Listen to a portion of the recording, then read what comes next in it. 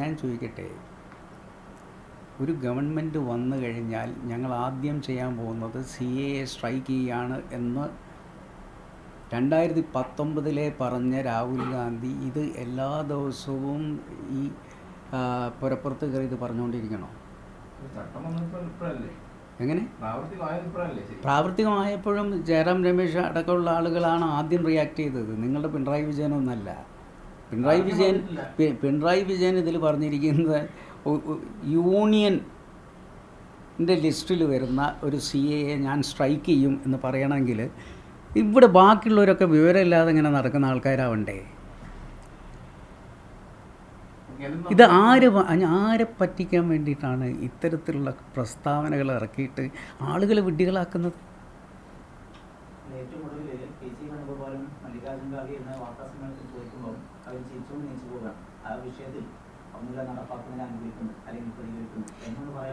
KC Venugopal എത്ര പ്രാവശ്യം ഇവിടെ വന്ന് പറഞ്ഞു കഴിഞ്ഞു? അത് നിങ്ങൾ പറയുമ്പോഴൊക്കെ അത് പറഞ്ഞുകൊണ്ടിരിക്കണോ?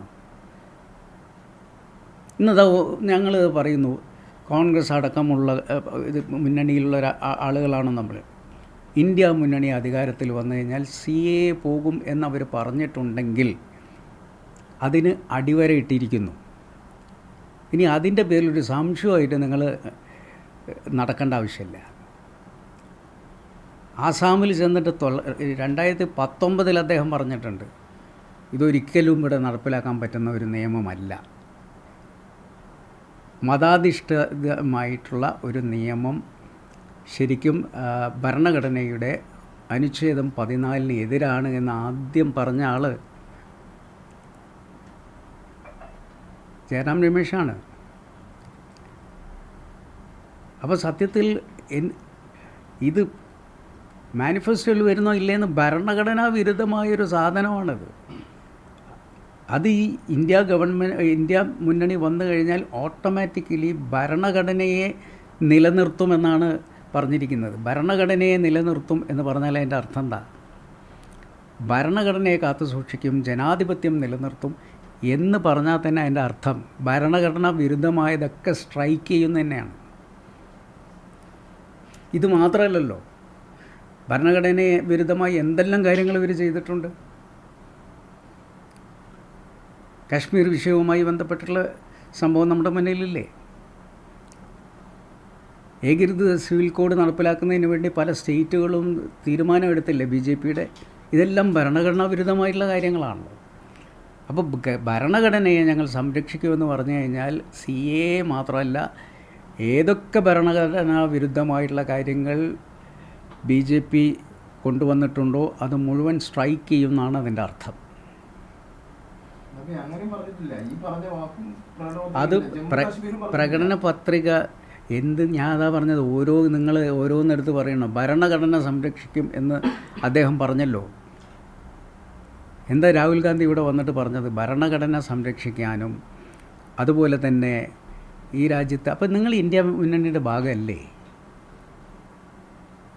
മാർക്സിസ്റ്റ് പാർട്ടി ഇന്ത്യ മുന്നണിയുടെ ഭാഗമല്ലേ? അവരുടെ പിന്നെ ഇന്ത്യ ഭരിക്കാൻ പോവാണല്ലോ. ഭരിക്കുന്നത് ഇന്ത്യ ഗവൺമെൻറ്, ഇന്ത്യ മുന്നണിയായിരിക്കും. അതല്ല ഞാൻ ചോദിക്കുന്നത്. നിലപാടുണ്ട്. കോൺഗ്രസ്സിന് മാത്രമേ നിലപാടുള്ളൂ. ഞാൻ ചോദിക്കട്ടെ, ജാതി സെൻസസ് ഞാൻ നിയമസഭയിൽ ചോദിച്ചു. അന്നെന്താ ഇവർ മറുപടി പറഞ്ഞു? ഇതിൻ്റെ അകത്ത് ജാതി സെൻസസ് കേരള ഗവൺമെൻറ്റിന് ചെയ്യാൻ പറ്റില്ല എന്നാണ് പറഞ്ഞത് അല്ലേ? അന്ന് ജാതി സെൻസസ് വേണം എന്ന് രാജ്യത്ത് മുഴുവൻ പറഞ്ഞിട്ടുള്ളത് രാഹുൽ ഗാന്ധിയാണ്.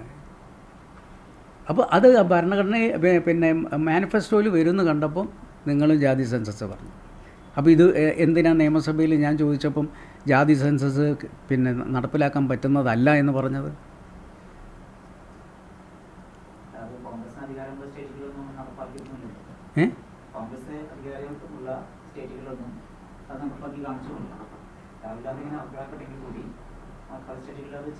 ഞാൻ ചോദിക്കട്ടെ, ബീഹാറിൽ അത് നടപ്പിലാക്കിയല്ലോ.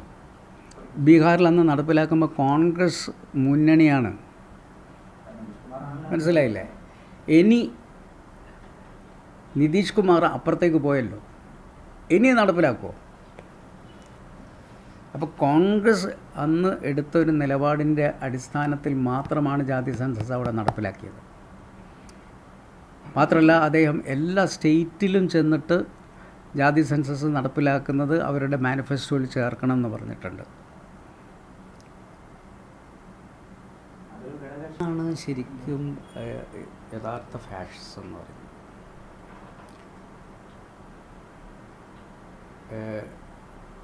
ധ്രുവ് രാഠി എന്ന് പറയുന്ന ഒരു യൂട്യൂബർ ഉണ്ടല്ലോ, അദ്ദേഹം ഈ കേരള സ്റ്റോറിയെ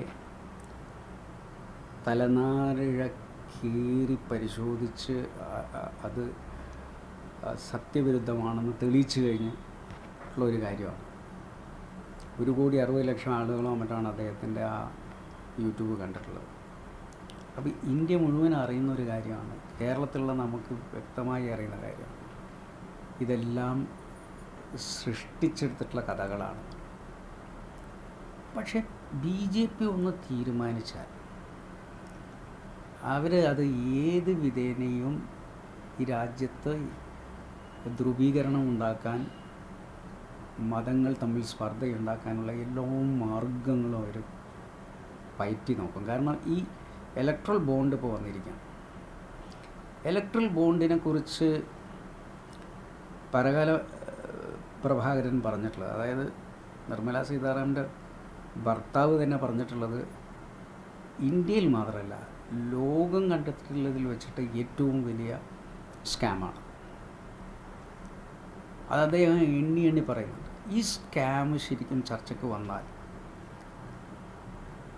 ഈ ധ്രുവരഠിയുടെ പിന്നെ ഇതിൽ തന്നെ ഇത് സംബന്ധിച്ചിട്ടുള്ള അദ്ദേഹത്തിൻ്റെ ഒരു യൂട്യൂബും വന്നിട്ട് അതിനും വലിയ വ്യൂവർഷിപ്പാണ്. അപ്പോൾ നമ്മളൊന്നും കാണാതെ ഒരു സൈലൻ്റായിട്ടുള്ള കുറേ ആളുകൾ ഇത് കാണുന്നുണ്ട്. ഇതിൻ്റെ ശ്രദ്ധ തിരിച്ചുവിടുന്നതിന് വേണ്ടിയിട്ട് ഇപ്പം ഈ കേരള സ്റ്റോറി കൊണ്ടുവരുന്നു, അതും ദൂരദർശൻ ഔദ്യോഗികമായി. ഇപ്പം നമുക്കറിയാമല്ലോ, എല്ലാ ഔദ്യോഗിക ബോഡികളും central bureau of communication government കീഴിലുള്ളതാണ്. അവർ ഗൂഗിളിൽ 1 കോടി രൂപയ്ക്ക് ആഡ് ചെയ്തിട്ടാണ് മോദിയെ പ്രൊമോട്ട് ചെയ്തുകൊണ്ടിരിക്കുന്നത്. അതിനുവേണ്ടി ധാരാളം വിഷ്വൽസ് ഉണ്ടാക്കിക്കൊണ്ടിരിക്കുക. അപ്പോൾ ഇതുപോലെ എല്ലാ ഗവൺമെൻറ് മെഷീനറികളും അവരുടെ ഡിജിറ്റൽ പ്ലാറ്റ്ഫോം, സർക്കാരിൻ്റെ തന്നെ ഇലക്ട്രോണിക്സ് ഡിപ്പാർട്ട്മെൻറ്റ് കീഴിലുള്ള ഡിജിറ്റൽ പ്ലാറ്റ്ഫോം ഒക്കെ ഇതിനു വേണ്ടി ഉപയോഗിച്ചുകൊണ്ടിരിക്കുക. അപ്പോൾ ദൂരദർശൻ അവർ ഉപയോഗിക്കുമെന്നുള്ള കാര്യത്തിൽ യാതൊരു സംശയവുമില്ല. ഇത് ഞാൻ പറയുന്നത് ഒറ്റക്കെട്ടായി ഈ കേരളം ഇതിനെതിരെ പ്രതികരിച്ചേ മതിയാവുകയുള്ളൂ. ഇത് ദൂരദർശൻ എന്ന് പറയുന്ന ഒരു സർക്കാർ മെഷീനറിയെ വർഗീയതയെ പ്രചരിപ്പിക്കുന്നതിന് വേണ്ടി ഉപയോഗിച്ചു തുടങ്ങിയെന്ന് പറഞ്ഞു കഴിഞ്ഞാൽ അതിൻ്റെ അർത്ഥം സത്യത്തിൽ ജനാധിപത്യം തകർന്നിരിക്കുന്നു, മതേതരത്വം തകർന്നിരിക്കുന്നു, നമ്മുടെ എല്ലാ മൂല്യങ്ങളും തകർക്കുന്ന രീതിയിലേക്ക് കാര്യങ്ങൾ നീങ്ങിക്കൊണ്ടിരിക്കും.